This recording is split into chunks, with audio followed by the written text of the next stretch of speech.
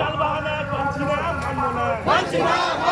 গঙ্গানগর ক্ষতিগ্রস্ত পরিবারের এককালীন 5 লক্ষ টাকা দিতে হবে।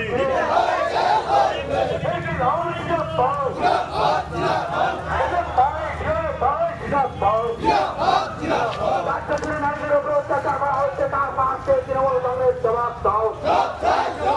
রাজ্যজুড়ে নারীদের নিরাপত্তা দেওয়া হচ্ছে না কেন রাজ্য সরকারের জবাব দাও। জবাব চাইতে জবাব নিতে ডেপুটেশনে চলে চলে যোগ দিন।